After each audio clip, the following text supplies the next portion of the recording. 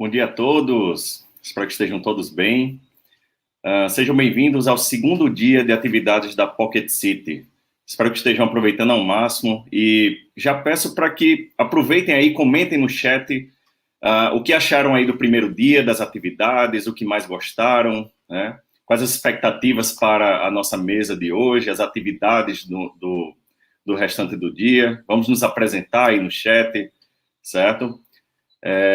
E hoje, né, vamos iniciar aqui com uma mesa redonda, né, com a temática mercado de trabalho, e escolhemos essa temática especialmente por quê? Porque constantemente os alunos nos procuram, né, para tirar dúvidas sobre o mercado de trabalho, né, eles nos bombardeiam direto com perguntas do tipo: qual a melhor área para se trabalhar? Qual o salário, né, de um desenvolvedor? Quais profissões ganham mais? Já posso me candidatar a uma vaga, mesmo estudando, né? Devo cobrar quanto pelo meu sistema, pelo meu serviço? E várias outras dúvidas, né? Sobre a abertura de empresas, startup, enfim. Então, diante desses constantes questionamentos, né? Temos aqui 3 convidados especiais que irão trazer as suas experiências para um bate-papo bem interessante conosco. Algumas orientações antes de iniciarmos, né? Quem tiver perguntas, pode utilizar o chat aí do YouTube, certo? Lembra de colocar a pergunta em maiúsculo, para que facilite, né, a equipe identificar e repassar. Todas essas perguntas serão repassadas e durante aqui o nosso bate-papo a gente vai estar fazendo aos nossos convidados, certo? O link para confirmar a presença nesta atividade, ele será postado em breve no chat, certo? É importante que vocês confirmem a presença em todas as atividades, por quê? Porque o certificado que será emitido ao final do evento, a carga horária que constará lá, certo? É a soma de todas as atividades. Então, não deixem, certo, de confirmar a participação nas atividades, certo? Como é que será a sistemática dessa mesa?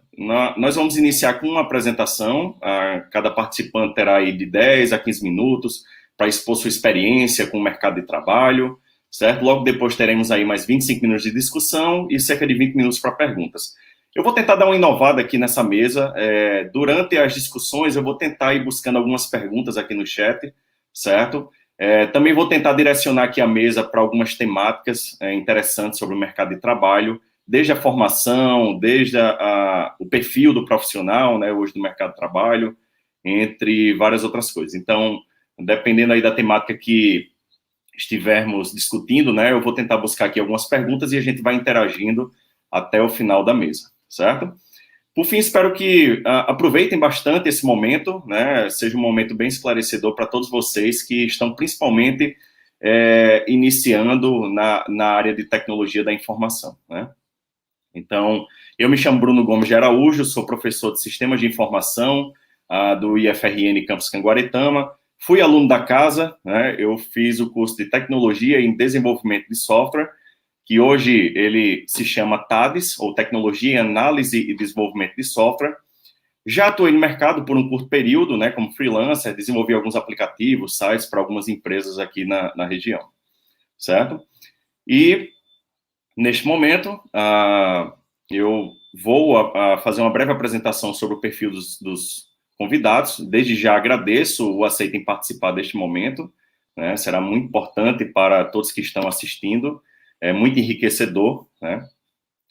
E eu peço que, se possível, podem ligar as câmeras que eu vou fazendo a apresentação e, posteriormente, eu vou, certo, pedir para que cada um de vocês complemente a apresentação e fale da sua experiência, certo?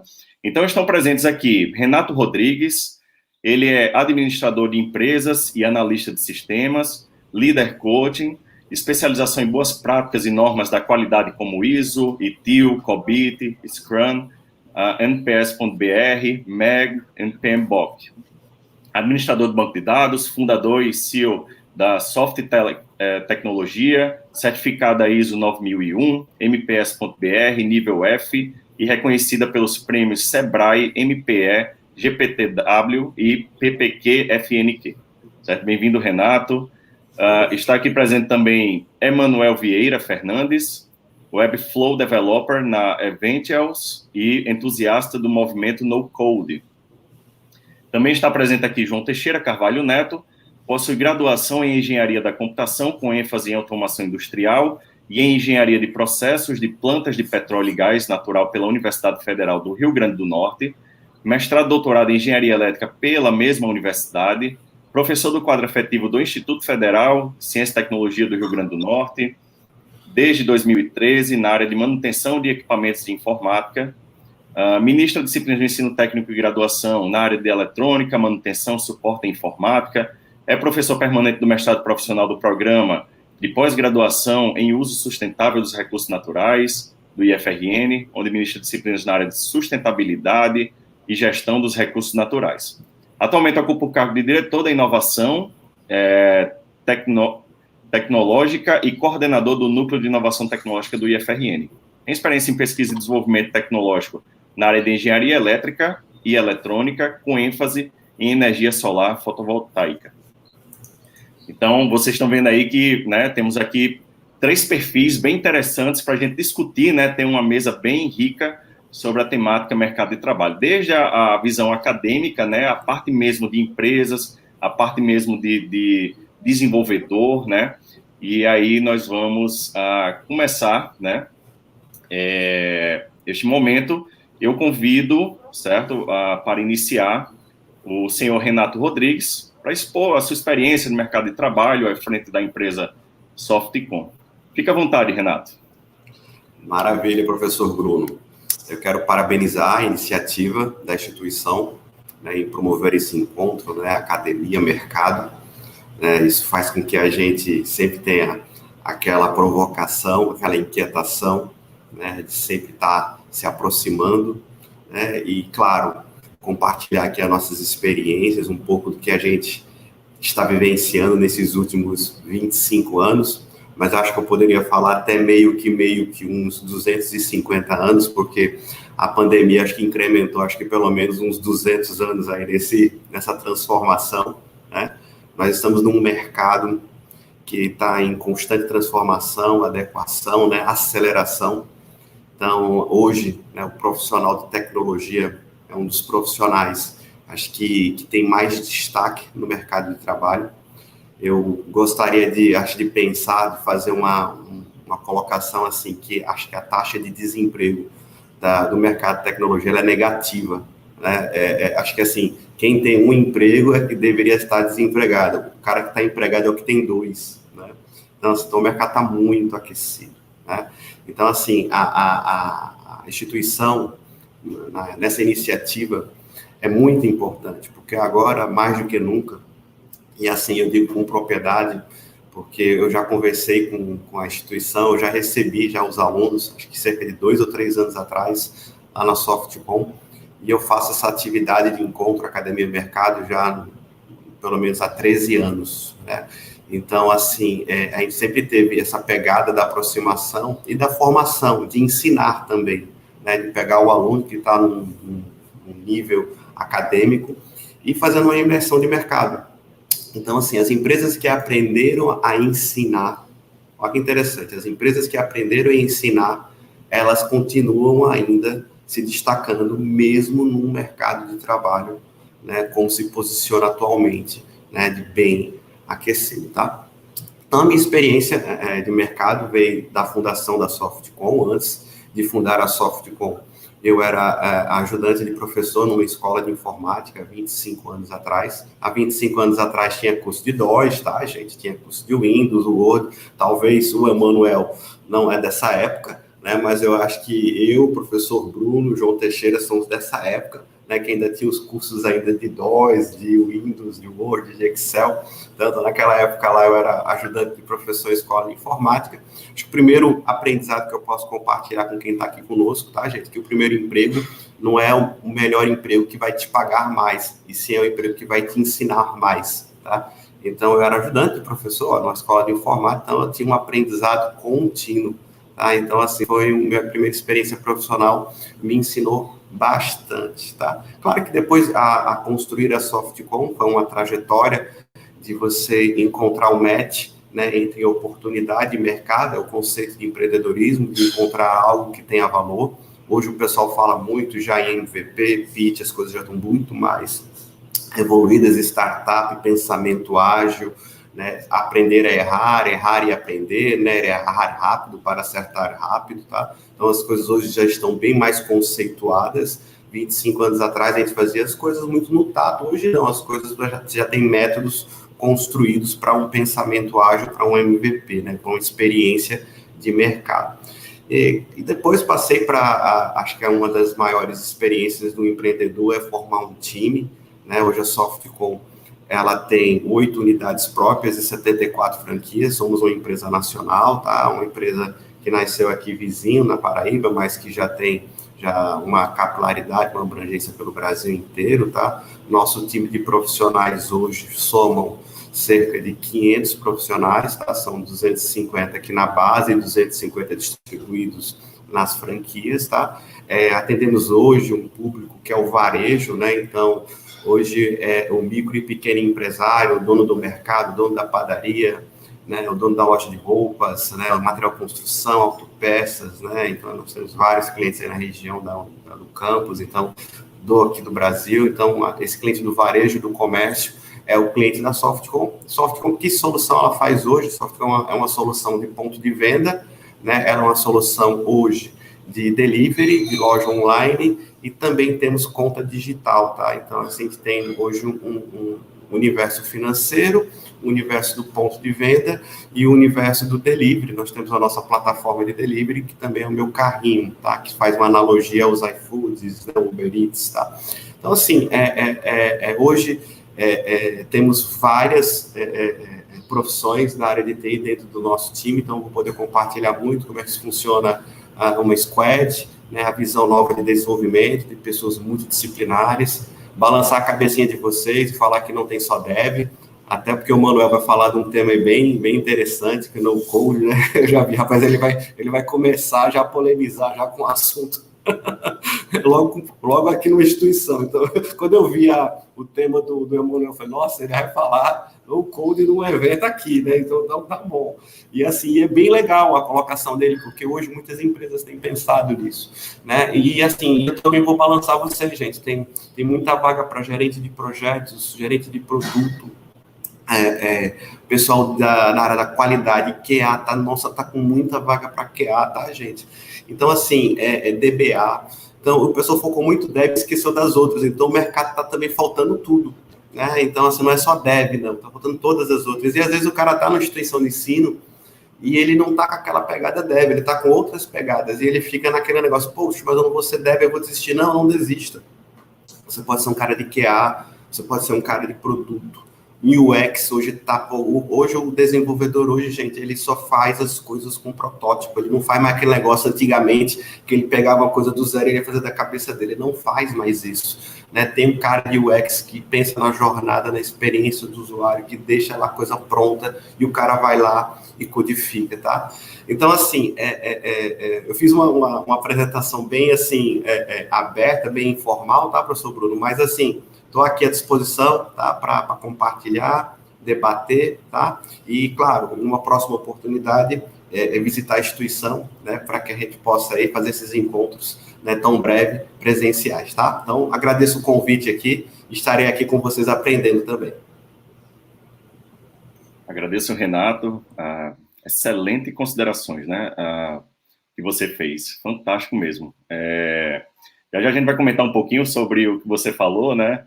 Eu vou ser bem direto também em algumas perguntas que os alunos sempre me fazem para vocês, né, convidados, estarem aí esclarecendo melhor esses questionamentos. E também vou comentar um pouco sobre a visita que a gente fez à Softcom, né? Desde já parabenizar aí pela empresa e daqui a pouquinho eu falo por quê. Então agora, certo, eu convido a Emanuel Vieira para falar um pouquinho sobre sua experiência, né? O Renato já antecipou aí, né? Ele gosta bastante do no-code, explicar um pouquinho aí para a galera o que significa isso, né? A gente tinha um movimento que era o low-code, agora o no-code, né? E aí, se você puder falar um pouquinho aí para essa galera que está iniciando, né? Temos muitos alunos aqui no início do curso, para que eles possam entender melhor, né? Seja bem-vindo. Obrigado, Bruno. Obrigado pela oportunidade, pelo convite.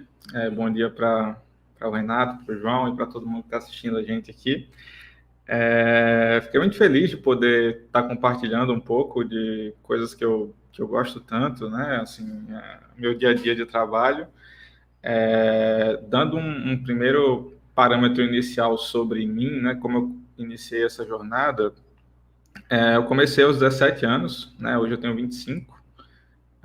Eu comecei com uma vontade muito grande de começar a ter minha independência financeira, começar a ganhar meu próprio dinheiro, a ter um pouco mais de controle em relação a isso. Então, comecei com 17 anos e eu tinha algumas experiências em design, em cinema, e minha primeira experiência profissional foi com social media, né? Então, é uma coisa bem diferente do que eu faço hoje. Eu cheguei para um professor, inclusive, um professor que foi meu professor da escola, e ele tinha um cursinho, eu fui lá e ofereci os serviços para ele de social media para aquele cursinho. Aí a gente passou, acho que um bom tempo junto, foi o meu primeiro cliente, assim, e, e foi um aprendizado realmente, né? A partir do momento que você começa, isso é uma coisa que eu queria deixar bem claro aqui. Eu acredito que a partir do momento que você começa a ter uma relação comercial com uma pessoa, é um momento que aumenta muito a tua maturidade, porque quando você está né, tendo uma relação com um professor, por mais que você se esforce, você queira realmente fazer um projeto acontecer, é diferente quando tem dinheiro envolvido, né? Quando a pessoa acredita em você, coloca um dinheiro em você e espera algum tipo de retorno. Então, isso é uma coisa que, para mim, pelo menos, trouxe muita maturidade também. E seguindo com isso, eu comecei a aumentar a gama de serviços. Eu já desenvolvia algumas coisas, principalmente assim, HTML, CSS e JavaScript. Então, eu desenvolvi algumas coisas nessa área, comecei a atuar muito com WordPress, e né, comecei a realmente entrar mais nessa área de web design. E consegui atender várias empresas legais, vários players interessantes, assim, mercado de lançamentos, que é um mercado também bem à parte, assim, que é desse mundo mais novo, né? Não é uma coisa que existia 10 anos atrás. Então, pude atender várias pessoas dessa área. E mais recentemente a mudança, né, foi conhecer e começar a participar desse movimento no code, né, que hoje ele é esse movimento no code e low code. O que é isso? Quando a gente fala de no code, a gente está tentando falar de soluções que se propõem a facilitar, entregar, centralizar no mínimo número de profissionais possíveis uma entrega final, uma entrega que possa ser realmente uma entrega de produto. Então, hoje em dia, a ferramenta que eu mais trabalho é a Webflow, né? Então, eu sou desenvolvedor Webflow dentro da Eventus, que é a empresa que eu trabalho, uma startup lá de São Paulo, que trabalha com eventos, né? Então, a gente está aqui usando o StreamYard e a gente usa lá dentro, né, para os clientes e tal. Então, voltando para o movimento no-code, low-code, muita gente tem preconceito, às vezes, com o no-code, e é normal. Assim, eu acho super, super natural que tenha. Primeiro porque é uma novidade, assim, a moda é novidade, porque se você parar para pensar, um low-code foi desde que inventaram o Excel, né? Então, desde que você tem uma planilha que você consegue fazer funções e coisas assim, você já consegue fazer algumas tarefas que seriam de programação, né? Uma base de cálculos, fazer várias coisas assim, sem realmente programar, né? Programando menos. Então, low code. E assim, é normal que exista uma resistência, até porque, como assim? Esse cara está dizendo que eu tô me lascando aqui para aprender programação, e aí vem esse cara agora dizer que, poxa, que ele está fazendo um negócio que ele não se lascou tanto para fazer ou para aprender, ou que ele está fazendo mais rápido. Não pode. Eu preciso me resguardar o meu tempo, todo o sangue e suor investido aqui que eu tive para me tornar um desenvolvedor. É normal, é autopreservação. Então, assim, eu quero dizer, a primeira, a gente pode falar mais disso no futuro, no decorrer da nossa mesa, mas basicamente o que eu acredito com low code é que, primeiro de tudo, no code não substitui desenvolvedor. Depois, se você faz parte do movimento no code e você tem noções de desenvolvimento, você vai ser um profissional extremamente melhor, extremamente mais performático. E terceiro, o no-code ele tem uma atuação específica. Tá? A gente está falando principalmente de iniciar uma startup. Você não vai começar... Iniciar uma startup, um projeto, uma ideia. Então, assim, você não vai começar uma startup tendo rios de dinheiro. Tudo é limitado. Então, a partir do momento que você consegue ter uma solução, centralizar as coisas em uma pessoa e não um time, aí, tipo, você imagina, eu consigo, né, através das ferramentas que eu uso, criar um aplicativo, criar uma solução, ela vai ser solução que vai escalar até a empresa virar um unicórnio? Não, mas ela pode escalar até a empresa ter o teu break-even, conseguir começar a contratar, começar a pensar e estruturar um time de produto e tal. Então, é isso. O low-code, ele não é um inimigo, ele é um aliado, inclusive para os desenvolvedores, né, que tira muita coisa chata da mão deles. E é isso, Bruno. Vamos seguindo aí. Perfeito, Emanuel. Agradeço aí a fala. E eu até anotei aqui algumas coisas para a gente discutir posteriormente, certo? Sobre esse movimento. A importância, né, que você falou de a pessoa saber realmente programar para poder utilizar a ferramenta. Então, daqui a pouquinho a gente comenta melhor sobre isso. E agora eu passo a palavra para João Teixeira, né? Fica à vontade, João. Olá, pessoal. Bom dia novamente. Espero que estejam todos bem. Obrigado, Bruno, pelo convite. Você, Evantuí, e os demais colegas que estão na organização do evento, parabéns pela organização do evento. Parabéns aos colegas que acabaram de expor aí suas experiências, muito interessante. E eu acho que encaixou muito bem, Bruno, no que eu vou apresentar agora para vocês, certo? Em primeiro, eu queria só dizer que eu estou muito à vontade aqui de estar com vocês, certo? Gosto muito de Bruno, do campus Canguaretama, né? Particularmente sou da região, né? Sou de Barra do Cunhaú, minha família é de lá, então é um sonho aí e é um prazer grande estar aqui contribuindo com essa discussão junto ao campus Canguaretama, certo?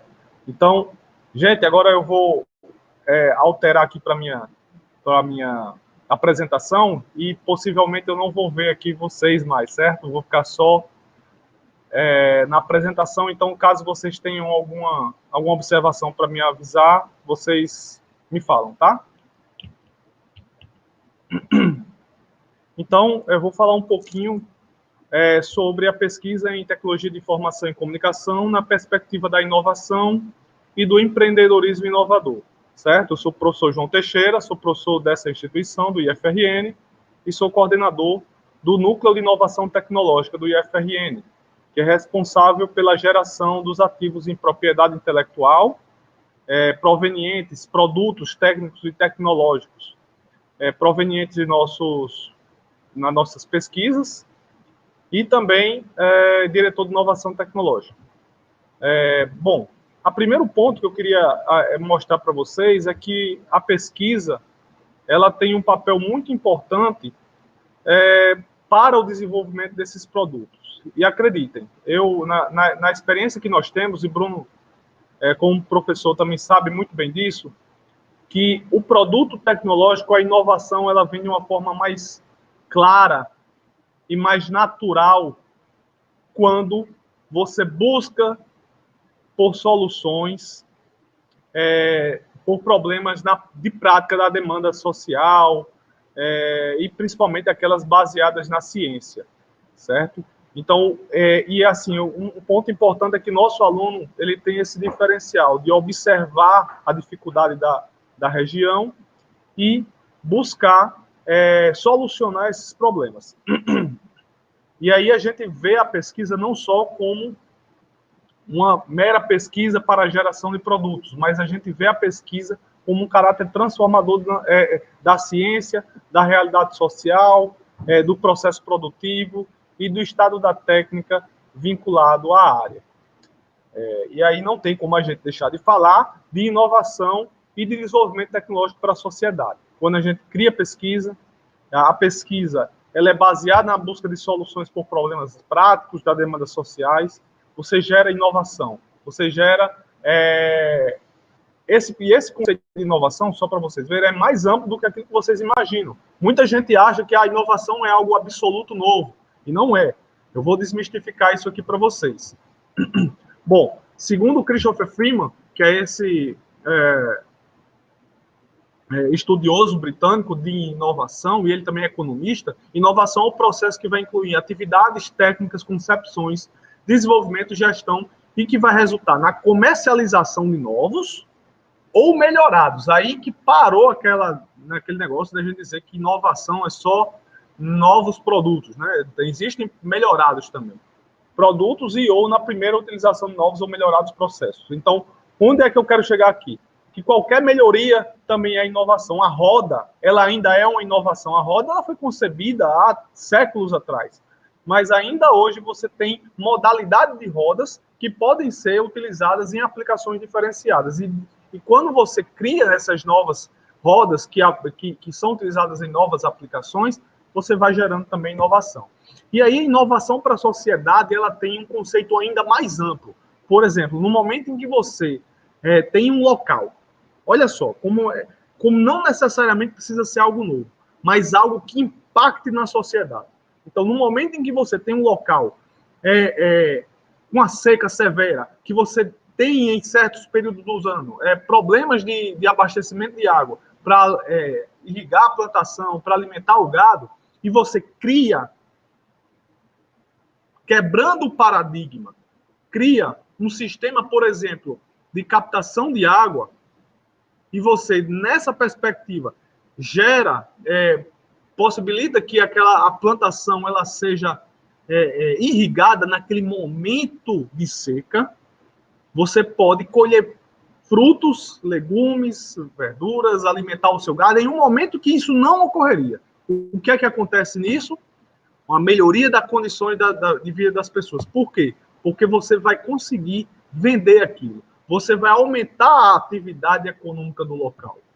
Você vai dar novas oportunidades de negócios e aumento da demanda de emprego. Mas vejam, o senhorzinho aqui de cima, ele não criou somente esse sistema de captação por si só, né? Ele deve ter tido a ajuda de alguém. Mas vocês concordam comigo, perdão? Vocês concordam comigo que se você criar uma pesquisa no início, esse caminho é mais natural? Então, é aí que a gente vê a demanda por pesquisa. A pesquisa é necessária para que você gere inovação, você gere um diferencial para aquela sociedade. Você muda a realidade da sociedade. Então, gente, não fiquem pensando, e aí chegando mais na área de TI, que porque existe um aplicativo já, você não vai propor algo semelhante na região de vocês. Tá, beleza. Você pode até ter um aplicativo que pode existir, mas se você constrói aquele aplicativo para aquela região específica, você gera uma inovação para aquela realidade que você está vivendo. E aí, quando a gente trabalha com pesquisa, a gente gera os nossos produtos tecnológicos, a gente pode encaminhar esses produtos para duas vertentes. Uma é a propriedade intelectual, eu vou falar o que é propriedade intelectual mais à frente, e outra é o empreendedorismo inovador. É a geração de negócios, criação de startups que podem fazer com que você empreenda o seu produto. Mas aí o que é propriedade intelectual? De forma bem breve, propriedade intelectual é uma área do direito, gente. A propriedade intelectual é constituída de uma lei de 96, antiga, mas ela está sempre em atualização, e ela garante ao inventor de quem faz, e aí a propriedade intelectual, o software está dentro de uma das tipologias de propriedade intelectual, ela garante aos inventores ou os responsáveis por qualquer produção do intelecto o direito de obter, por um período de tempo, a recompensa pela criação, pelo esse software que você criou. Por isso que é importante que vocês tenham um software, especificamente, registrado como propriedade intelectual, porque ele vai garantir a vocês um retorno financeiro do que vocês criaram, certo? E aí é quando a gente fala do intelecto, a gente fala do intelecto no domínio industrial, científico, literário ou artístico, certo? A lei que eu me refiro é a Lei 9.279, de 14 de maio de 96. E aí, como eu disse a vocês, existem algumas tipologias, né? A patente, que a gente mais conhece, né, é uma das tipologias. Está dentro da tipologia de propriedade industrial. Vocês têm marca, patente, desenho industrial, indicação geográfica e segredo industrial. Ah, mas cadê os softwares? Cadê os programas de computador? Aqui no Brasil, o programa de computador, ele é vinculado a direitos autorais. Ele não é visto como uma patente. Nos Estados Unidos, ele sim é visto como uma patente. Mas aqui no Brasil, ele é visto como um direito de autor. Exatamente porque ele constitui de uma sequência de código, de linha de código que são codificadas, né? Então, ele aqui é visto como um direito de autor, mas é um direito que você pode obter e você pode também ter recursos financeiros caso você venha a registrar no futuro esse software em seu nome, certo? Eu vou falar aqui alguns números do IFRN para vocês verem a dimensão do nosso potencial de geração de software, certo? Hoje em dia, para vocês terem ideia, gente, eu fiz esse levantamento ontem, certo? Ontem à noite, eu fiz questão de fazer, no último minuto que eu queria apresentar isso para vocês. Nós temos aí a maior quantidade de projetos de pesquisa na área de ciência da computação, 655. Ou seja, nós temos 655 projetos de pesquisa só na área de TI. E eu estou dizendo, não só são esses de TI, porque tem também de engenharia elétrica, que também tem um pouco de TI às vezes, né, em alguns projetos de engenharia elétrica, tem outros na área de administração também, que não necessariamente são de administração, mas são são algum software. Então, assim, no mínimo, 16,45% de todos os nossos projetos do IFRN são na área de TI. E aqui a gente está falando da área que tem mais projetos dentre 64 áreas dentro do nosso sistema de unificado de administração pública, que é o SUAP, que é onde a gente retira esses dados.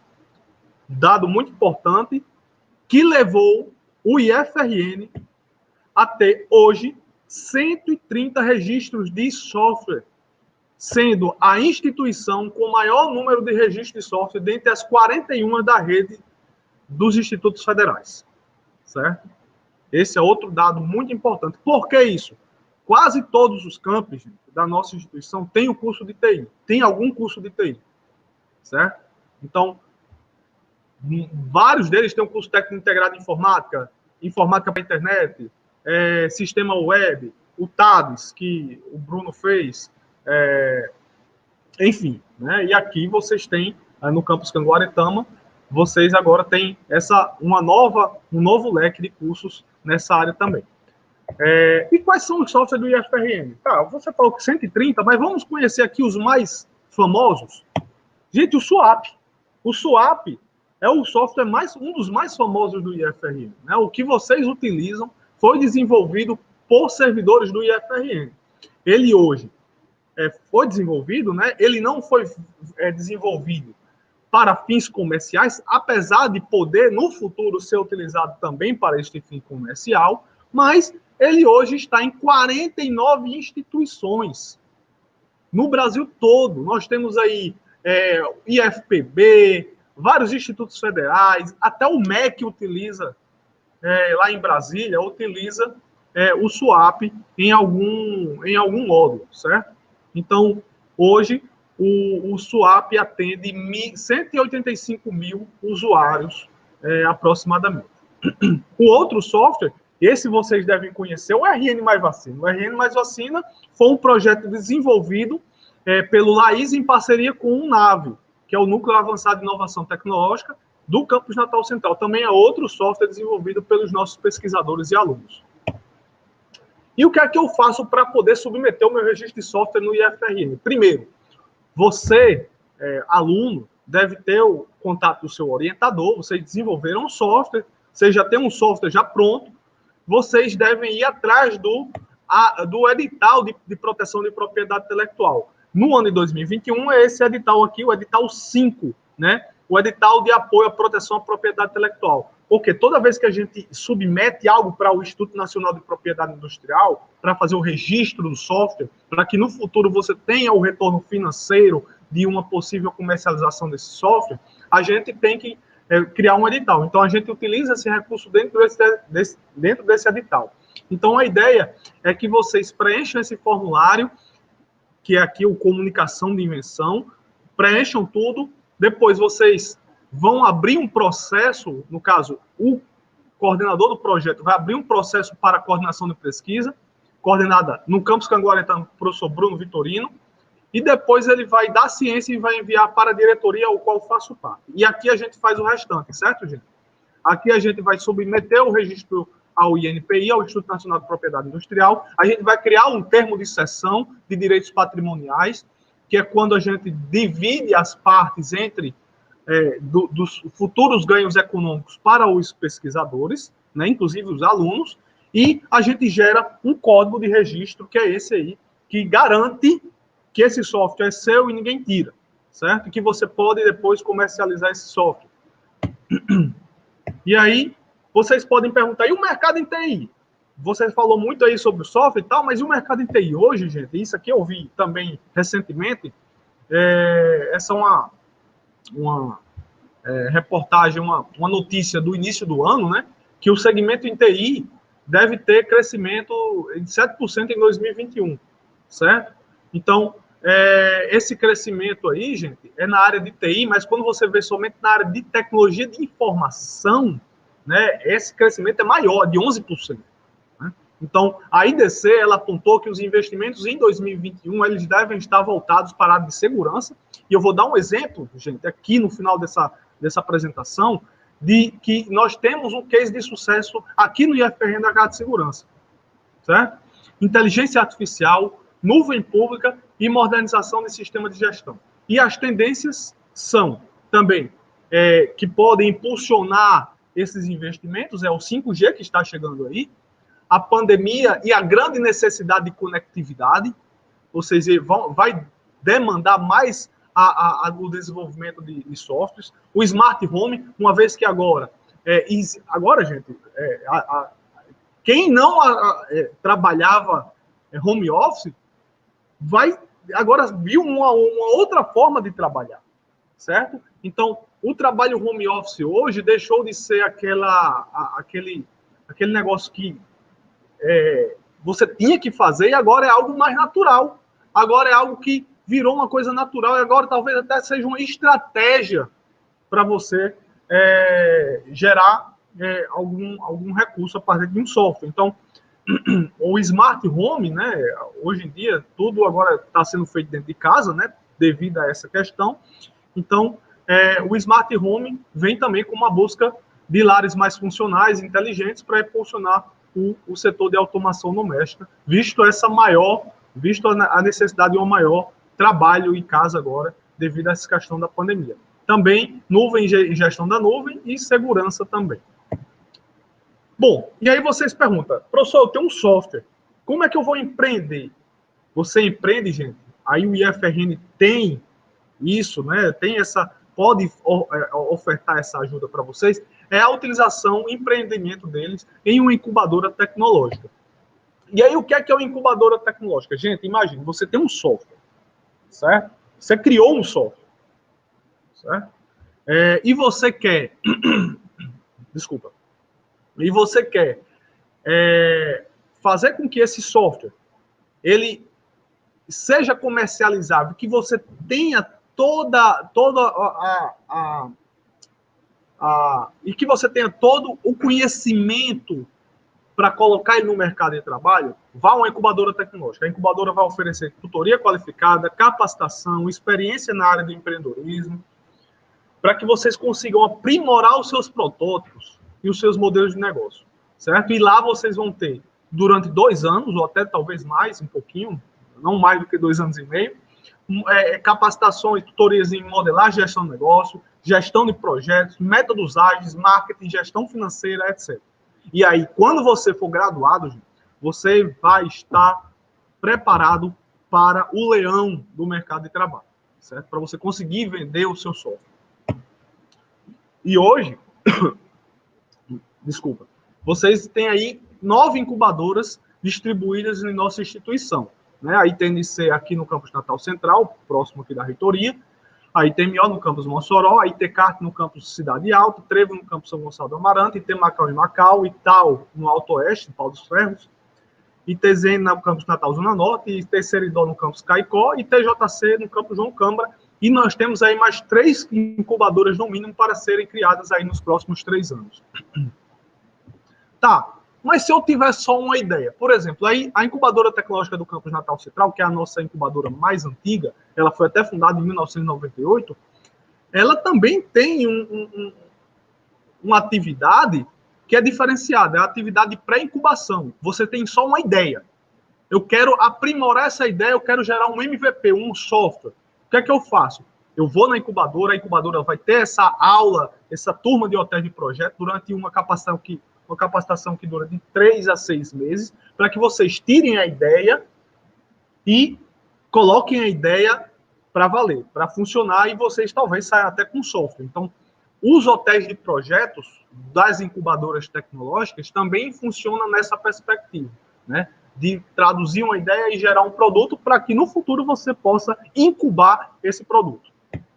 E aí aqui a gente tem 2 cases de sucesso, a Autoforce, né? Que foi uma startup incubada na ITNC, que hoje tem um aporte de 2,3 milhões anuais, certo? E o Gabriel Renier, que tem a empresa lá, ambos hoje estão em São Paulo, tá, gente? Só para vocês terem uma ideia, eles são graduados, são alunos, ex-alunos na nossa instituição, foram graduados aqui nas nossas incubadoras tecnológicas, ambos são da área de TI, TIC, na verdade, e, inclusive, Gabriel Renier, ele tem um software que é aplicado à segurança, certo? Depois vocês procuram lá o produto lá da Find Me, né? Encontre-me. Exatamente trabalha com segurança. Nós fomos lá em 2019, ficamos impressionados aí com o avanço dessa empresa. E aí, por fim, eu acho uma notícia quentíssima aqui para todos que estão escutando a gente, é que o IFRN ontem, nós recebemos a notícia que o IFRN ontem conseguiu credenciar o seu primeiro campus na lei de informática, né? Que foi o campus Natal Central. Então, hoje, todo projeto desenvolvido em parceria com o campus Natal Central vai gerar benefícios para a empresa que desenvolver projetos de P&D com alguém lá, alguma coisa do campus Natal Central. Então, vejam só, o que é a lei de informática? A lei de informática ela vai conceder incentivos fiscais para as empresas no setor de TI, certo? De TIC, na verdade, né? Com áreas de hardware e automação, que tenham por prática investir em pesquisa e desenvolvimento. Mas o que é pesquisa e desenvolvimento? É aquela pesquisa que é vinculada exatamente à criação de algum produto, certo? Então, quanto é que a empresa tem que investir em P&D para se adequar à lei de informática? Tem que investir em 5% do valor do faturamento anual dos produtos incentivados. E aí, quais são, aí, no caso, os benefícios? Redução no ICMS na saída do produto, incentivado em alguns estados. Aqui no Rio Grande do Norte, eu creio que sim. Eu acho que cabe aí uma análise melhor. Suspensão do ICMS na importação e na compra de insumos em alguns estados. Preferência na aquisição de produtos de informática, automação e telecomunicação desenvolvidos no país. Crédito financeiro, que leva em conta o crédito até com uma porcentagem diferenciada, né? Que leva em conta o valor investido também em P&D, por isso que é importante que a empresa invista em P&D realmente, porque esse crédito financeiro que você vai ter, que a empresa vai ter a possibilidade ele vai só ser gerado se você também fizer esse investimento, e esse crédito pode variar entre 1,39% a 13,65%, dependendo da região, certo? Gente, só coisa interessante, coisa nova, quente aqui para vocês, então fico aí depois disponível para as perguntas. Obrigado, Bruno. Desculpa aí pela demora, mas como a gente tem tanta informação para dar, né? E é interessante a gente passar essas informações para os nossos alunos, eu tive que demorar um pouquinho mais, mas agradeço aí.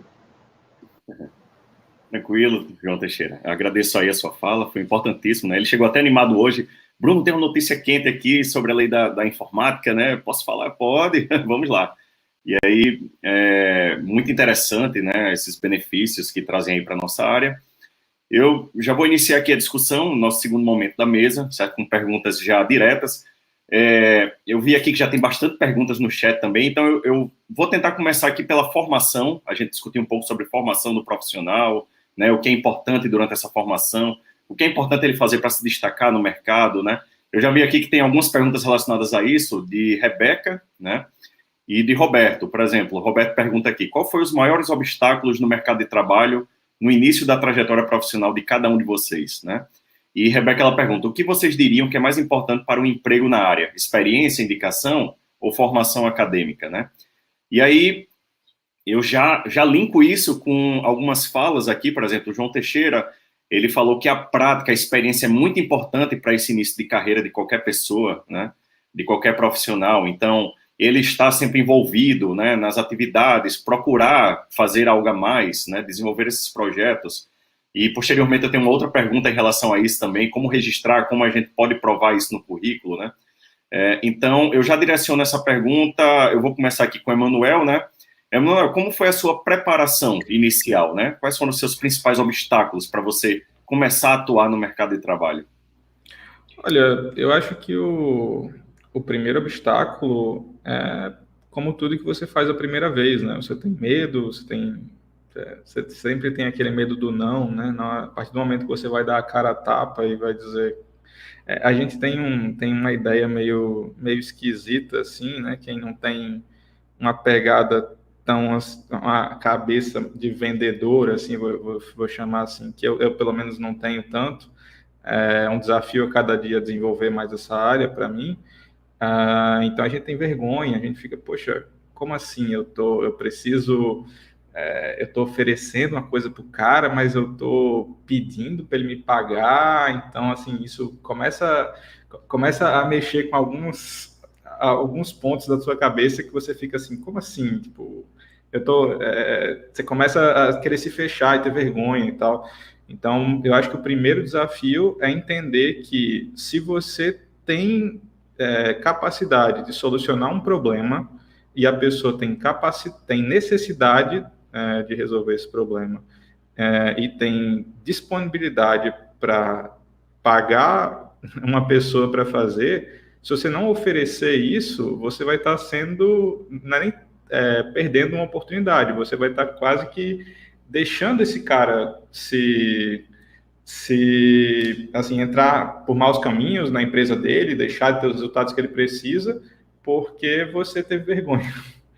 Então, eu vejo assim, que a gente tem dentro desse mercado, né, que eu acho que eu também sou um grande entusiasta do movimento freelance também, e eu acho que a melhor porta de entrada, pelo menos para mim, foi, e eu continuo vendo como a melhor porta de entrada. É um mercado que tem baixo risco para todo mundo, tem baixo risco para você e baixo risco para a empresa que está te contratando, muitas vezes. Então, é o melhor cenário para quem está começando. Então, respondendo a pergunta, seria ter consciência de que você é importante nessa relação, você é parte importante dessa relação e que a empresa também que tem uma necessidade precisa de você. Perder a vergonha de oferecer, de vender, que é difícil, e entrar em jogadas que, principalmente no começo, que tem um risco menor envolvido, tanto para a empresa quanto para você. Tipo, você não vai pegar, tipo, poxa, o Itaú precisa redesenhar o site, não vai ser você que vai fazer. Até porque, tipo, não é porque você não conseguiria redesenhar o site, mas é porque isso envolve um valor e uma experiência que você ainda não tem, e por isso não faz sentido que você procure por esses projetos. Perfeito. Isso foi até discutido na mesa de ontem, sobre internacionalização, né? Quantas oportunidades as pessoas não perdem, né, por vergonha, por não ter coragem de ir até lá e buscar, né? Eu adoro citar esse exemplo, a de Monique, né, que é nossa aluna, que ela, por conta própria, entrou em contato com uma empresa de São Paulo, né, ela iniciou o curso agora, e perguntou lá se as vagas, né, e tudo mais, e foi contratada, né, como estagiária. Então, ela foi atrás e conseguiu. Eu tenho vários outros exemplos de ex-alunos também, colegas que nunca nem programaram, e ele entrou em contato com uma empresa dizendo que estava super interessado, e a empresa chegou para ele e falou assim, olha, se em um mês você aprender essa linguagem e desenvolver tal coisa para mim, você está contratado. E o cara foi lá, passou um mês, né, aprendendo, desenvolvendo, e foi contratado, entendeu? Então, também temos muito essa parte da pessoa interessada, né? E foi perfeito sua colocação. E aí, já voltando um pouquinho para a visão da empresa, né, do empreendedor, e aí gostaria de fazer a pergunta para Renato, né? O que se espera de um profissional de TI hoje no mercado, né? A gente fala muito em hard skills, né, soft skills, que são as habilidades técnicas comportamentais, né? Essa palavrinha virou até, digamos assim, modinha, né, no momento das discussões sobre isso. E eu acho que aqui a gente já faz o link também com algumas perguntas, por exemplo, o que vocês diriam que é mais importante para um emprego na área? Que foi de Rebeca: experiência, indicação, formação acadêmica, né? Por exemplo, o Roberto pergunta aqui, nos dias atuais, o que os novos profissionais da área de tecnologia podem esperar, né? Na verdade, vamos deixar isso para depois, né? A gente vai falar um pouquinho sobre o mercado posteriormente. E aí é isso, Renato. O que vocês esperam, assim, dos profissionais hoje em dia? Maravilha, Bruno. Como você falou, né? Tem duas palavrinhas da moda aí, né? As hard skills e as soft skills, né? E tem até uma frase que eu li essa semana que eu achei interessante, né? Que você é admitido pelas suas hard skills, né? Que é seu conhecimento absorvido na academia, em capacitações, né? Então, você é selecionado pela hard skill e você encerra uma relação de trabalho. Quando eu falo encerrar, não quer dizer que a pessoa foi desligada, porque também ela pede para sair da empresa, né?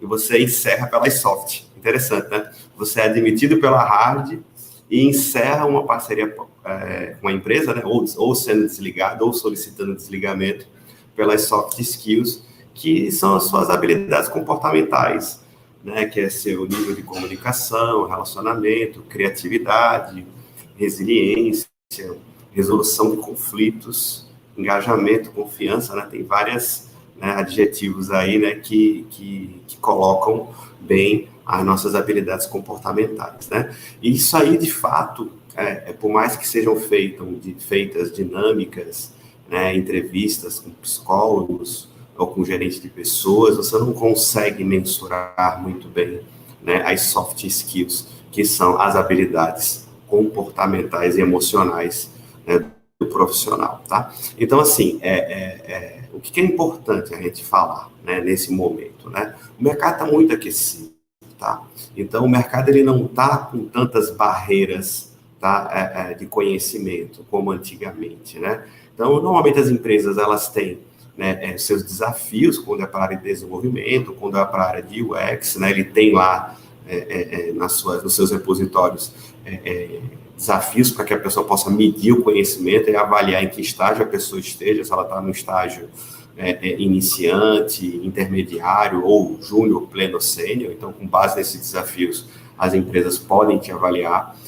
Participar de hackathons, participar de iniciativas acadêmicas, de incubadoras. Assim, quanto mais você participar, né, você vai ganhar essa experiência sem a necessidade de você ter ingressado numa empresa. Então, assim, participe bastante.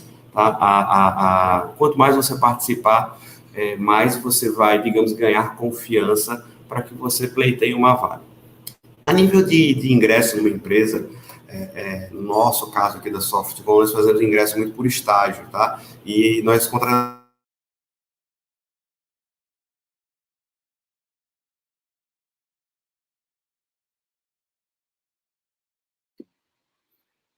Acredito que houve algum problema de conexão com O Renato?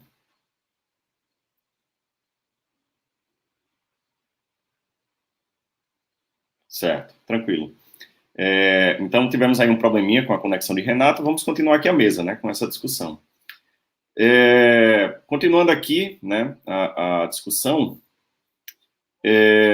a gente estava falando aqui sobre essa questão das empresas, né, e tudo mais, voltando aqui um pouco para a formação, para a gente avançar para a próxima temática, né, da nossa mesa. João Teixeira, certo?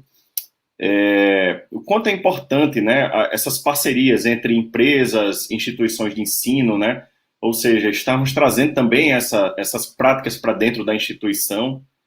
E sobre o SWAP eu pergunto daqui a pouco, certo? Aqui no chat. Então, quanto é importante isso e quais as ações o Instituto ele está tomando nesse sentido, né? Excelente pergunta, Bruno. Atualmente, como vocês já bem viram aí na nossa apresentação, o IFRN ele tem um protagonismo muito grande na geração de softwares, né, de sistemas, dentre a rede, né, federal de educação profissional e tecnológica.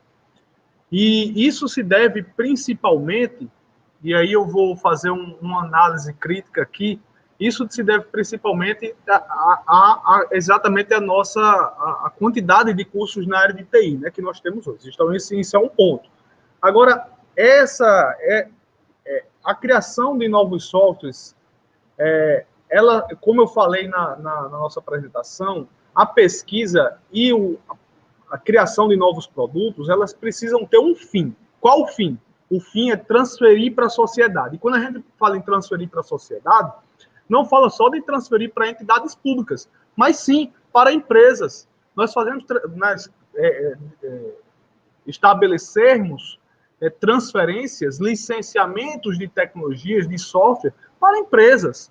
Isso também é contabilizado. Hoje, nós temos aqui o Núcleo Avançado de Inovação Tecnológica, o NAVE, que tem aí um protagonismo no desenvolvimento de softwares na área de saúde, né, junto com o Ministério da Saúde, certo? Então, esse é um ponto muito importante.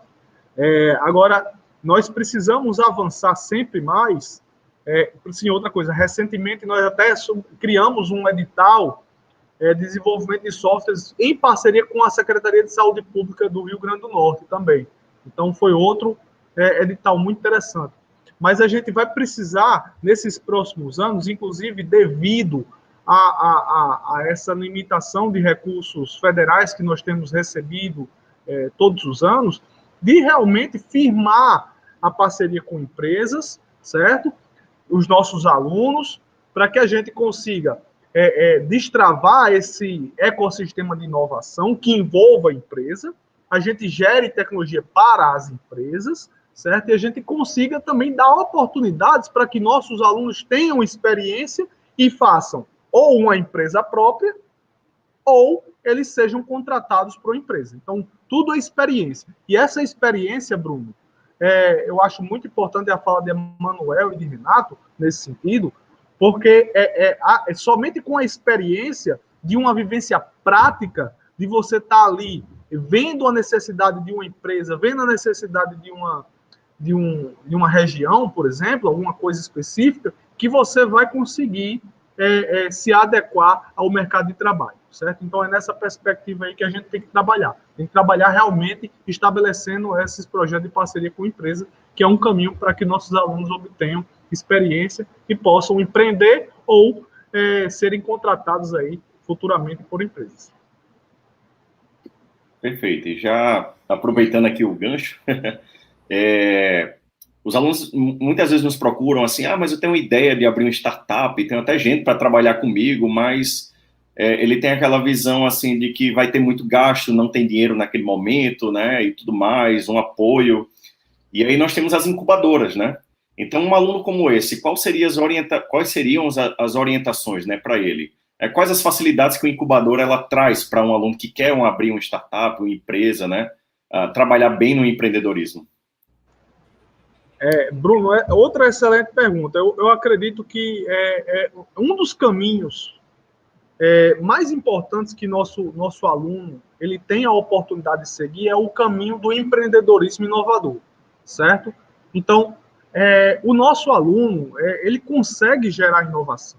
A gente vê claramente, todos os nossos alunos, se eles focarem em algum problema específico da sociedade, seja de empresa ou de alguma coisa, ele consegue gerar um produto inovador.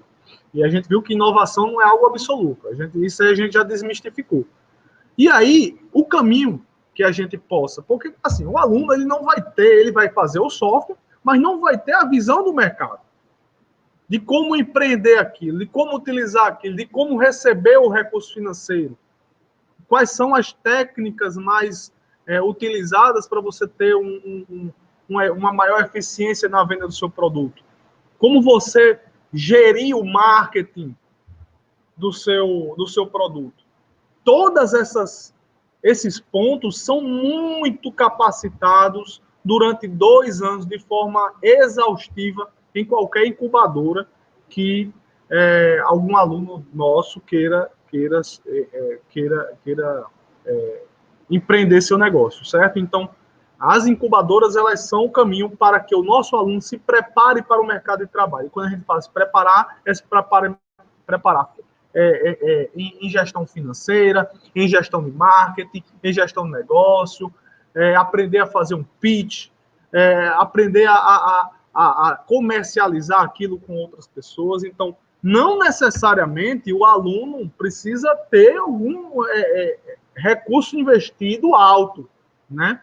O recurso mais investido aí, na minha concepção, a ser investido na minha concepção do nosso aluno, é o seu intelecto e sua força de vontade, né? E lá a incubadora vai tentar resolver o restante dos problemas, né? Vai tentar orientar ele na melhor forma de que ele escalone o projeto dele, ele amadureça o projeto dele, ele deixa o projeto dele apto a ser comercializado no mercado de trabalho.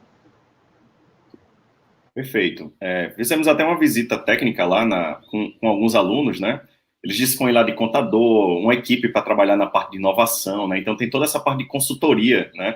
Para quem abre uma empresa lá. E a pessoa abrindo, ele vai pagar um valor bem baixo, né? Participa de um edital, paga um valor bem baixo, não é isso, Teixeira? E ele tem acesso à internet, acesso a toda essa equipe, né? De orientação, consultoria. Então é bem interessante também essa parte da abertura, né, de empresas dentro de uma incubadora de uma instituição. E você citou aí vários exemplos, né, que saíram de lá e hoje estão aí, né, no mercado, fazendo sucesso e tudo mais. E aí eu volto aqui para Emanuel, né, e, Emanuel, estamos vivendo hoje um processo bem acelerado, né, de mudanças, e vocês comentaram bem isso aí na fala de vocês, né, inclusive... Num artigo que eu estive lendo esses dias, da IT Forum, escrita por Daniel Pringer, ele fala o seguinte: arriscam-se até a dizer que a pandemia da Covid-19 antecipou em 5 anos a transformação digital, justamente pelos investimentos em tecnologia para aprimoramento das operações e entregas, a adoção do home office, das reuniões virtuais, do ensino à distância, dos webinars e do consumo online foram algumas dessas transformações, né, que cresceram e passaram a ser uma realidade no dia a dia de muitos. Então, você poderia, assim, citar, por exemplo, como foi esse impacto, né, como foi toda essa transformação durante a sua atuação nessa área, no mercado de trabalho? Super legal esse artigo, concordo plenamente com ele, e, assim, perto de mim, o melhor exemplo é a empresa que eu trabalho, né? A Eventials, ela é uma empresa de webinars e o crescimento foi totalmente fora da curva durante esse momento de pandemia, né? Então, a necessidade de empresas fazerem treinamentos internos através de webinars, de empresas usarem webinars como uma arma de marketing para ou alcançar novos clientes, ou aumentar a consciência dos clientes que ela já tem, ou treinar os seus colaboradores de forma remota e tal. Então, isso causou uma expansão muito grande, né, na Eventials, e é o que a gente vê em tudo, né? Eu durante a minha jornada, assim, eu também sou freelancer até hoje, então, assim, eu sempre trabalhei muito com pequenas e médias empresas, Então, essas pequenas e médias empresas que são as que mais têm demanda por transformação digital, né? E que a gente tá capacitado para resolver esses problemas. Então, também houve uma grande necessidade de, poxa, minha loja está fechada, eu preciso ter um site, eu preciso ter alguma forma de fazer um delivery, eu preciso ter alguma forma das pessoas me acharem, já que as formas que eu usava em períodos normais, eles não estão mais disponíveis. Então, realmente gerou essa pressão no mercado e essa necessidade muito grande de uma transformação digital. Quando a gente fala de transformação digital, é basicamente usar, estar imerso nesse mundo digital, né?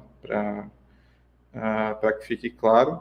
E, né, você ter atuação em rede social, você ter um sistema, você digitalizar a sua loja, o seu comércio, e tudo isso foi necessário, né? Você imagina, eu acho que, né, todo mundo pode ver um pouco disso, né?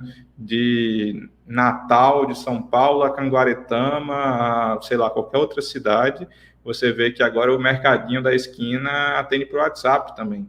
Poxa, você podia não imaginar isso um tempo atrás. E é isso. Acho que eu vejo essa transformação como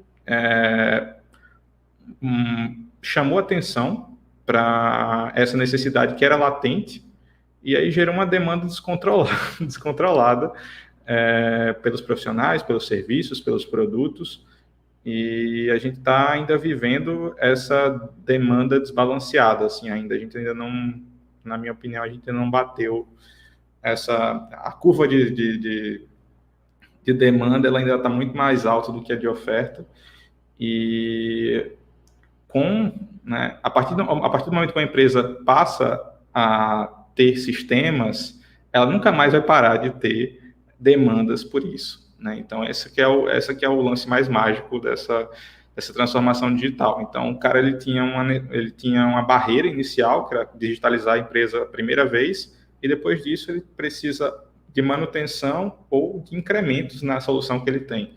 Então, isso para a gente gera um mercado saudável, um mercado que a gente enxerga futuro e que está aí esperando por bons profissionais.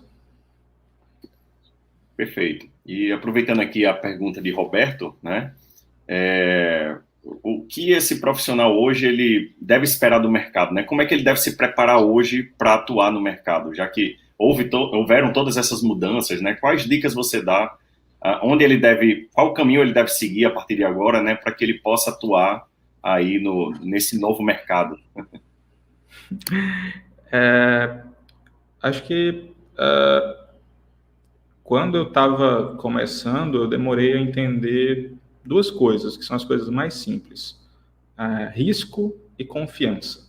São as duas coisas que a gente tem que ter tem que ter em mente para qualquer relação, tipo, seja amorosa ou comercial, de qualquer tipo.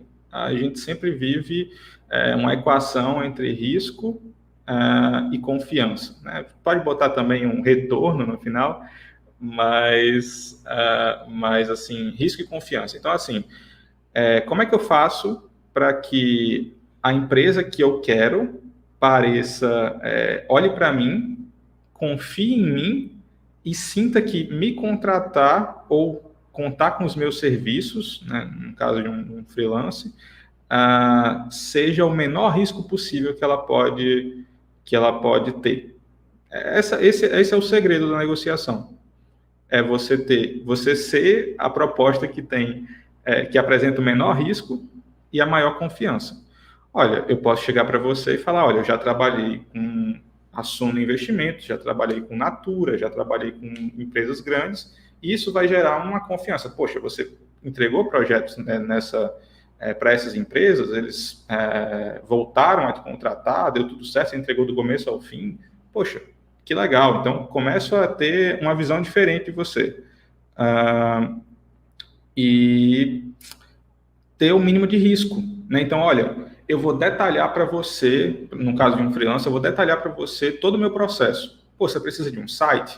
Então, não vai ser assim, você me dá o dinheiro na frente e aí daqui a 2 meses eu te ligo e eu vou falar para você, olha, tem um site novo. Não, vou chegar para você durante a nossa primeira conversa, vou explicar qual é o passo a passo, como funciona cada etapa, qual a importância de cada etapa, vou incluir você nessas etapas para que você veja a coisa sendo construída.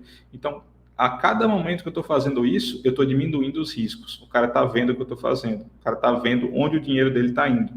E por isso, eu viro um profissional que é atraente para essa pessoa, que a pessoa tem vontade, ou tem confiança, ou tem segurança de contratar. Eu acho que essas são as principais dicas, assim.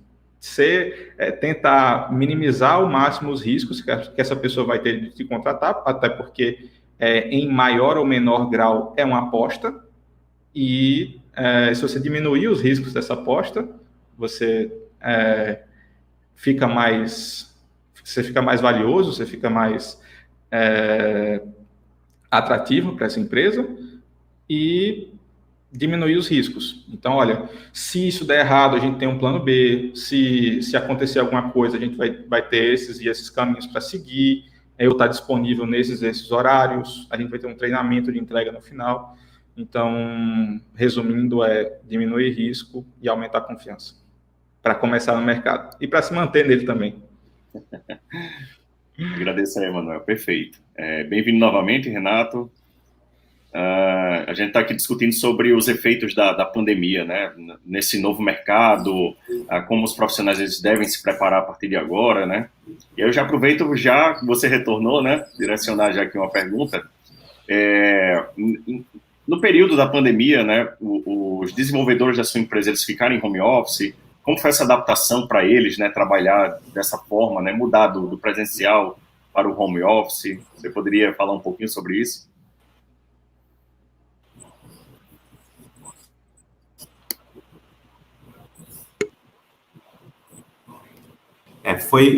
Eu diria assim que, então, aconteceu que foi tudo muito tempestivo, né? Mas a adequação foi muito, assim, rápida, porque nós já tínhamos processos muito bem definidos, como os processos de reuniões diárias, de review, o apontamento de casos, né? Então, assim, o que mudou é que a gente não passou a não ter o contato físico,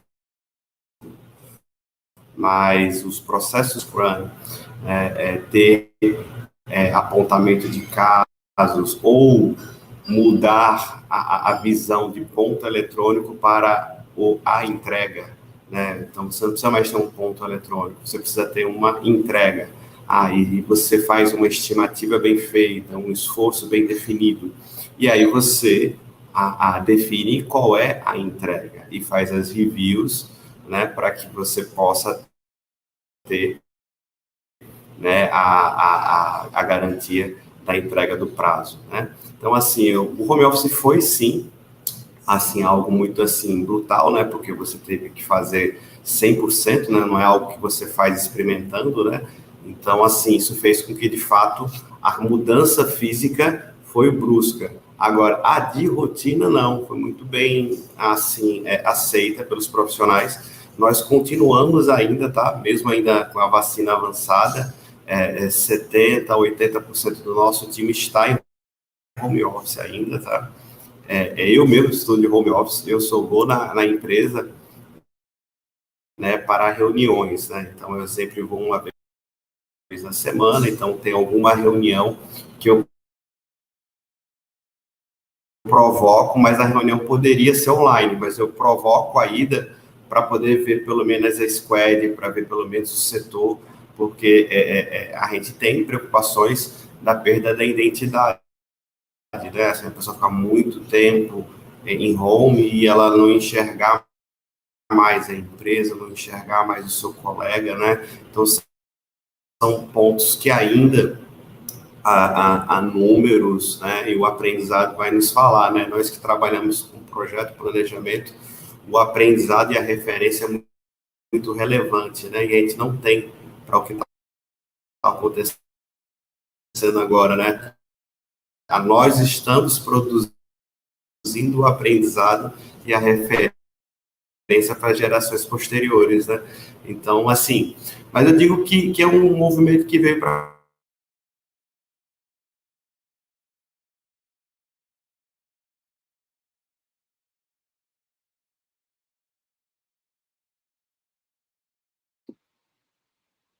Acho que caiu a conexão novamente. Já aproveitando aqui, tem uma pergunta aqui para João Teixeira, que foi de Marcos Vinícius. Como fizeram com que o software fosse adquirido por mais de 40 instituições? Rapaz, isso é uma pergunta difícil de responder. O SWAP, ele foi reconhecido exatamente devido à divulgação, né? A divulgação, o software, primeiro, ele é muito funcional, né? Muito funcional, é muito amigável, e ele tem uma característica que eu acho que chamou a atenção de todo mundo. Ele é um software dinâmico, né? Ele foi concebido com 2 módulos e hoje já tem mais de 16, né? Então, ele pode crescer à medida que se vai tendo alguma demanda específica. Por exemplo, agora a gente está com uma demanda específica de cadastrar os nossos laboratórios de desenvolvimento tecnológico, né? Aqueles laboratórios que trabalham especificamente com pesquisa. Então, nós estamos criando aqui na Pró-Reitoria de Pesquisa e Inovação, junto com a TI, né, desenvolvendo um módulo para cadastro desses tipos de laboratórios. E isso vai gerar uma nova funcionalidade que vai fazer com que o software melhore. Então, isso tudo vai chamando a atenção de muita gente, né? A gente divulga isso, nós temos o SWAP, ele tem um site, né, portal.swap.ifrn.edu.br, que é o portfólio do SWAP, que ele mostra lá quais são os módulos, o que é que você pode fazer para contratar o SWAP, enfim, né? Eu acho que esse conjunto de informações e a própria característica dinâmica do SWAP favoreceram muito a que ele fosse bem visto em outras instituições e ele conseguisse ser implantado nessas instituições. Perfeito, perfeito. Renato está de volta? Consegue escutar?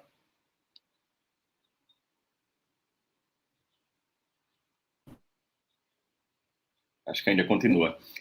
Energia. Parece que teve um...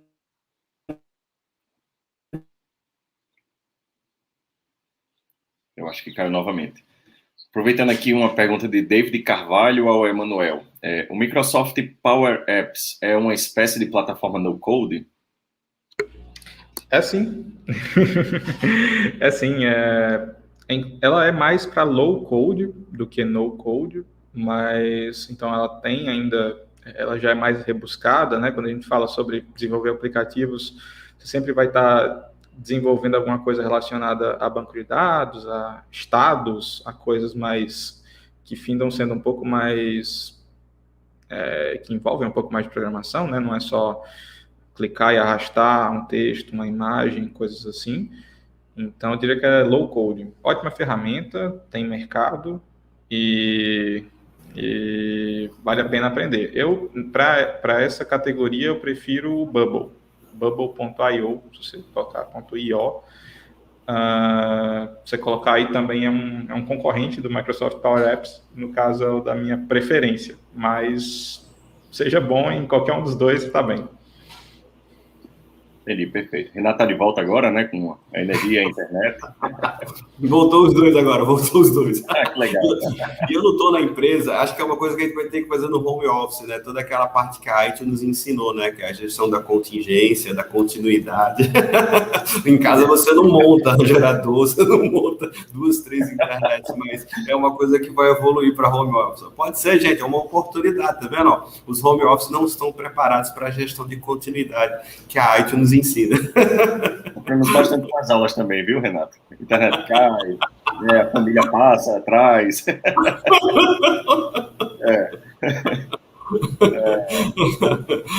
Maravilha.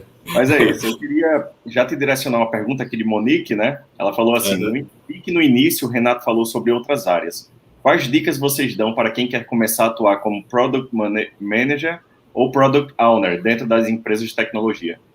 Ah, legal. Inclusive, é uma profissão que está bem alta, tá? E que tem remunerações, assim, similares a um dev sênior, tá? Claro que ela serve a mesma pegada de classificação de um dev. Você pode ser um Product Manager júnior, né? Pleno, né? Sênior, mas ele é uma pessoa, assim, com características bem multidisciplinares, tá?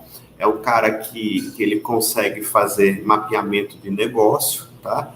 Ele tem domínio de uma metodologia ágil, que é o Scrum, porque normalmente ele lidera uma squad. Uma squad é um setor, né?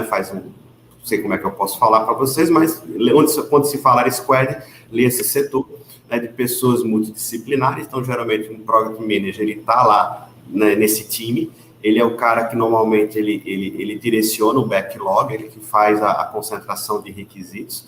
Ele, junto com o time, é o cara que vai definir o MVP, tá? Então, ele é um cara que precisa conhecer, assim, metodologias para a liderança de um projeto, para formação de um MVP, tá? É um cara também que tem algumas outras habilidades, como também a parte de UX. Ele acaba tendo alguma coisa, não quer dizer que ele tenha isso, tá? Mas ele acaba tendo uma habilidade também de UX. É um cara que tem que conhecer um pouco de código também, mas é pouco, tá? Ele não é o cara que vai fazer back-end nem front-end, não é ele, tá? Mas ele vai debater com pessoas de back e de front. Então, quando você debate, né, e você consegue ter pelo menos o conhecimento acadêmico, você tem mais, assim, propriedade para dialogar, tá? Então, é um profissional hoje que trabalha com negócio, com liderança de projeto, tá? E com formação de MVP, tá? Ele conversa muito com o patrocinador. O patrocinador, quando eu falo, pode ser o CEO da empresa, pode ser o cliente que contratou a demanda. Então, é uma pessoa que conversa muito com o patrocinador, né? Ele tem, acho que, uma missão nobre, né? É entregar um produto, né? E entregar um produto não é uma coisa muito simples, né? Porque você precisa alcançar um uau, né? E claro que você pode fazer um produto que seja simples, como você pode fazer um produto disruptivo, né? Então, quando você vai partir para uma área disruptiva, aí você vai gerenciar riscos, né? Então, assim, é uma área bastante quente, tá, Monique? Assim, e tem muita contratação, tá, para gerente de produto, tá, gente? Então, é uma área que eu recomendo bastante. Quem não tenha conhecido ainda, ler sobre e saber da experiência de um gerente de produto.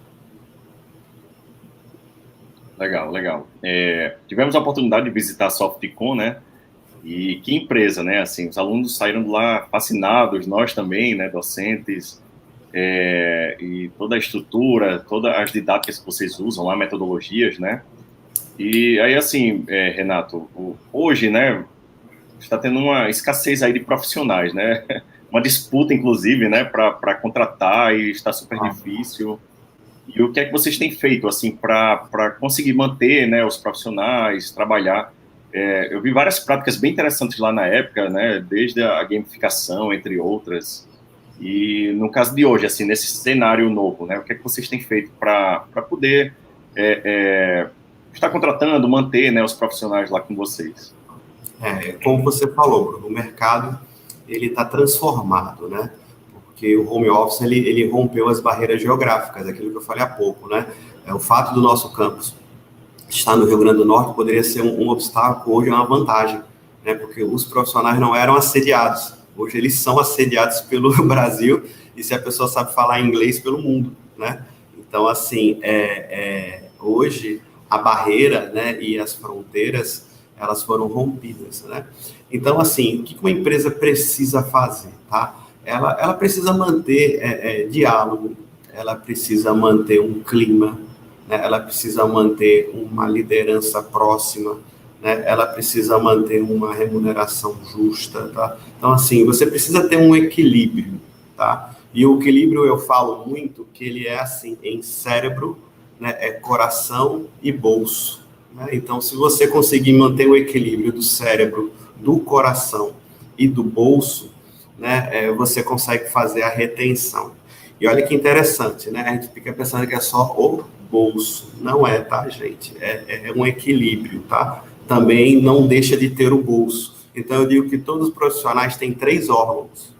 Cérebro, coração e bolso, tá? Então, se você tem esse equilíbrio dentro da sua organização, você consegue retenção. Mas olha só, isso ainda acima, viu? Assim, Bruno, né, Emanuel e João Teixeira. Eu tenho que ser humilde, né? Mas mesmo assim, isso hoje não é suficiente, tá, gente?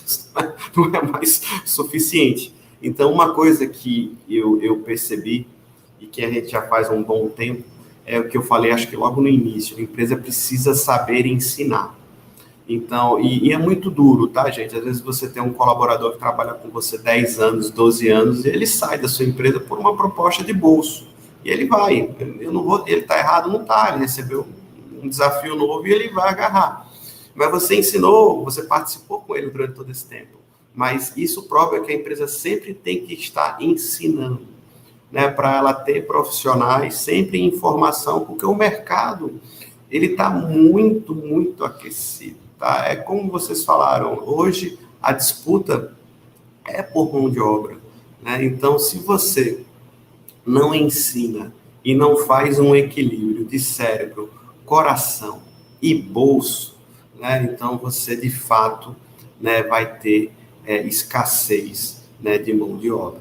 Aproximação, né, da instituição, como o professor Bruno falou, vocês nos visitaram há 3 anos atrás, eu faço há 13 anos, né, todos os meses, uma atividade com a academia. Então, há 13 anos eu converso com a academia. Né? Então, assim, hoje eu poderia estar com vocês, porque o evento era online, mas eu iria se o evento fosse presencial, se tivesse oportunidade. Né? Então, assim, é muito hoje, acho que, assim, quem não se preparou para esse momento de forma direta ou indireta, a mão de obra hoje né, um dos maiores problemas dentro de uma empresa de tecnologia. Perfeito, eu ia citar até isso, né, esse diferencial. Foi o Renato que nos recebeu na aula de campo, né, dos alunos. E isso fez toda a diferença durante a visita, as explicações, né, foi fantástico. Parabéns, viu, Renato? Ô, professor, eu queria até colocar uma coisa interessante, rapaz. Um dos alunos, né, depois a pessoa me ligou dizendo isso, eu fiquei tão feliz assim, né, porque um cliente nosso da região, né, o filho estava na visita técnica. Ele disse que o filho gostou tanto da visita que ele mandou uma mensagem para a nossa ouvidoria. Não, a ouvidoria de vez em quando recebe uma reclamação, né? Assim, ele falou assim, ó, olha só, Futicom, eu estou pagando muito feliz a mensalidade, né, que vocês nos cobram, porque o meu filho esteve na empresa e foi recebido de forma bastante humana. Né? E assim, isso para mim foi muito interessante, porque eu só conheci o software de vocês, mas eu não conhecia o lado humano de vocês, quem está por trás do software, né? Aí eu achei bem legal, você falou agora, eu me lembrei, um dos alunos, o pai, um dos nossos clientes, né? E ele comentou com o pai que a visita foi bem legal, enriquecedora, né? Foi muito legal aquele nosso momento, né? Bastante marcante para mim também. Eu gosto muito, eu sinto muita falta, tá? Dessas visitas, porque desde que começou a pandemia acabou, né? As visitas técnicas, mas assim, eu sinto muita falta. Você deve fazer uma vez por mês, né? Faz, quer dizer, 19 meses que eu não faço isso, né? Então, eu sinto muita falta daqueles encontros. É muito legal, né? Os alunos, as perguntas que eles vão fazer que você não quer. Talvez você não responda, ele vem com uma pergunta que ele pegou, que ele sabe que você não vai responder, né? Então ele faz aquela pergunta na frente de todo mundo. É muito legal, eu acho legal aqueles desafios. Vem sempre aquela perguntinha, né? Qual é o salário? Essa aí. Mas é muito massa, assim você ver esse tipo de choque. Eu acho legal, tá? Muito legal, né? Vamos aguardar aí, né? Melhorar esse tempo, marcar novas visitas. Vamos já estar pertinho, né? Acho que ano que vem a gente já volta. Ano que vem já volta. Ok, a conversa está muito boa, né? Mas já ultrapassamos aqui o nosso tempo. Gostaria inicialmente de agradecer aqui todos os convidados. Foi fantástico a nossa conversa hoje, né? Já estou vendo aqui alguns elogios no chat, né? E pediram, inclusive, para vocês compartilharem depois o LinkedIn, certo? Para eles acompanharem lá. Eu acho que até buscar pelo nome, né? Dá para encontrar, mas eu posso divulgar o link depois para os alunos, certo? Isso. Uma das perguntas que eu iria fazer nesse momento seria justamente esse, né? A questão do portfólio, criar o portfólio, né? Para que as empresas elas vejam que vocês estão trabalhando, um perfil lá, né? No site também é muito importante. Hoje o currículo no papel para um profissional de TI já não é tão importante, né? Quanto você mostrar na prática o que está desenvolvendo, né?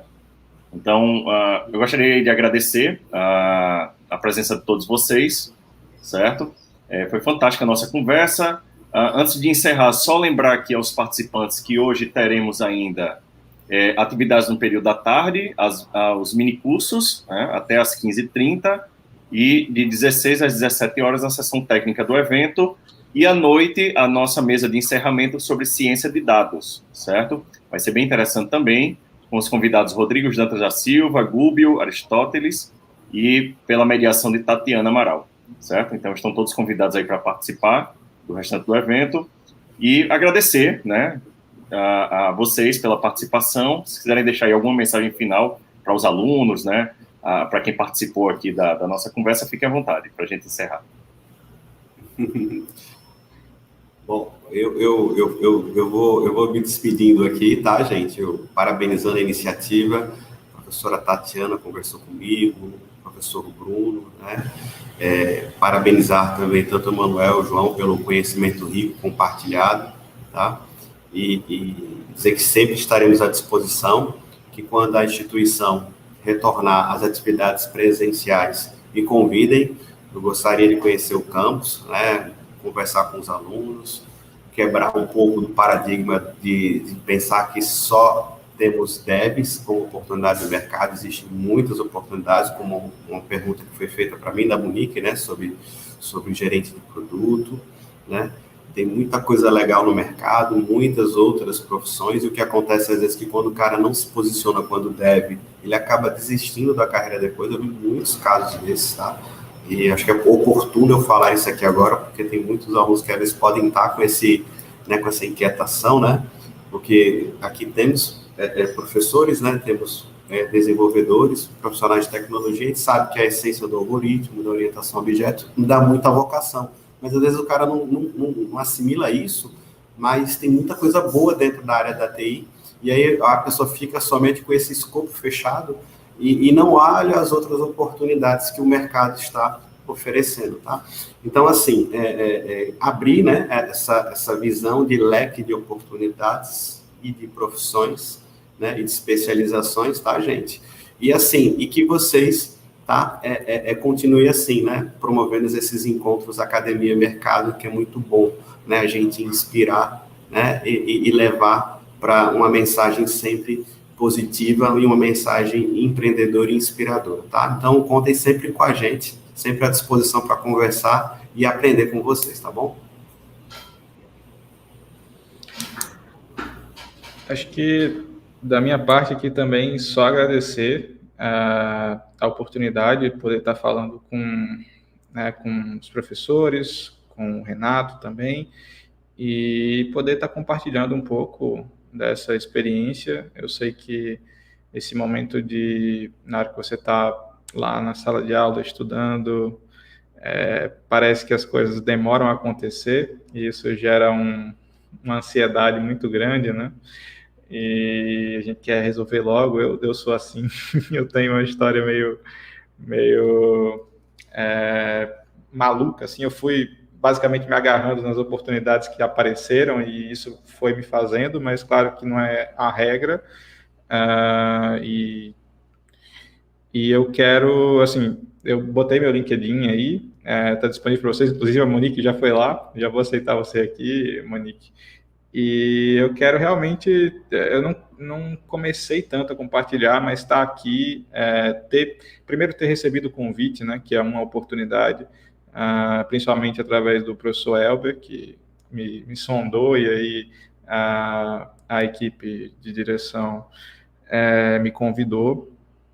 Mas eu quero realmente aproveitar essa oportunidade também para deixar esse canal aberto. Eu acho que ter uma pessoa para quem você pode conversar e que talvez entenda um pouco mais, esteja um pouco mais perto dessa ansiedade que vocês estão vivendo, né? Às vezes, talvez a gente fica meio sem jeito de conversar com um professor que está vivendo uma realidade diferente, mas, assim, eu quero realmente deixar meu LinkedIn disponível para vocês perguntarem qualquer coisa que vocês quiserem, pode ir lá tirar dúvida, eu vou responder, sem problema, e ajudar vocês, e E é isso, quero realmente continuar ajudando não só aqui, mas também no futuro, para que vocês possam aumentar as chances de vocês, a velocidade com que vocês se desenvolvem. E é isso. Obrigado pela oportunidade e obrigado pela atenção de todos vocês. Bruno, eu também gostaria de agradecer, viu, pela oportunidade de apresentar nossas ações aqui na Pró-Reitoria de Pesquisa e Inovação. Queria agradecer também pelo conhecimento aí que eu tive com os colegas Renato. E assim, todo mundo também que vem aqui também tirando as dúvidas, né? A gente vai vendo as respostas e a gente vai aprendendo um pouquinho, né? Eu sou engenheiro de computação, né? A computação é o pato, né? Você consegue fazer tudo, né? Agora, assim, a pessoa nada, corre, né? Anda, mas nada perfeito, né? Aí você tem que ir seguir um caminho, né? Eu segui o caminho da eletrônica, do hardware, né? Mas não deixo ainda de ter aquele conhecimento que eu tive na área de software, né? Então, foi muito bom ter incorporado aqui essas informações interessantes, principalmente de colegas que já estão no mercado de trabalho, e em um momento consegui também complementar a discussão, né, com nossas ações, em como fazer os nossos alunos adentrarem dentro desse mundo do empreendedorismo inovador, como é que eles podem fazer isso, como é que eles podem garantir um registro de propriedade intelectual. Então, eu fiquei muito feliz aí pelo evento. Parabéns novamente, Bruno, o pessoal da organização, o professor Evan Tuí. E contem sempre com a Pró-Reitoria de Pesquisa e Inovação para qualquer dúvida inerente aos nossos editais de pesquisa, nossos editais de registro de propriedade intelectual, alguma questão inerente às incubadoras, estamos disponíveis, tá? Um abraço, obrigado. Valeu. Então, agradeço aí a todos, né? E com isso encerramos a mesa e desejamos um excelente dia para todos e uma excelente atividades aos participantes do evento. E até mais, pessoal.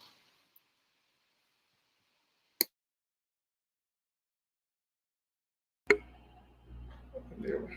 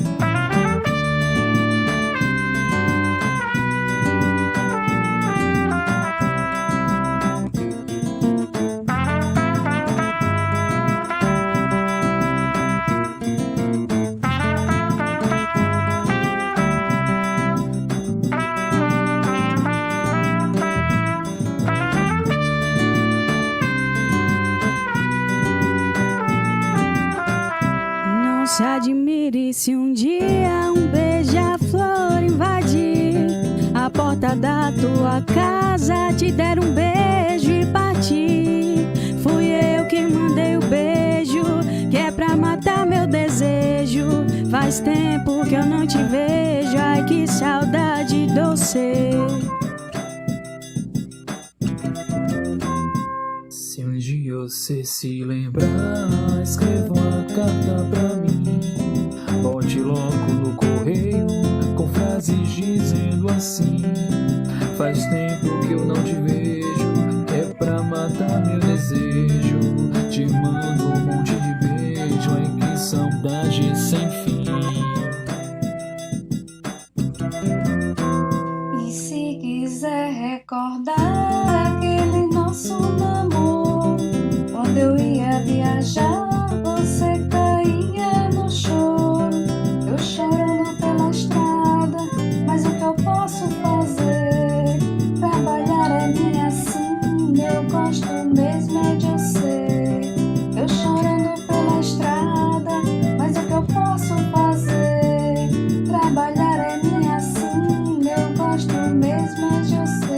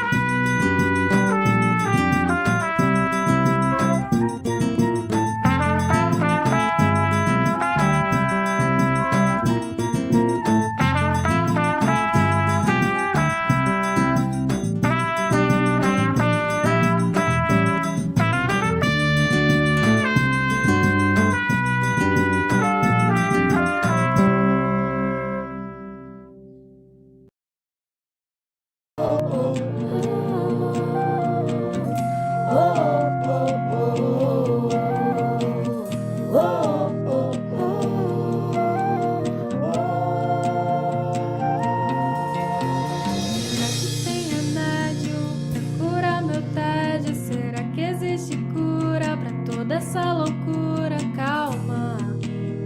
O mundo precisa de pausa. Será que estava escrito em algum livro antigo? Se foi premeditado ou coisa do acaso, calma. O mundo precisa de pausa.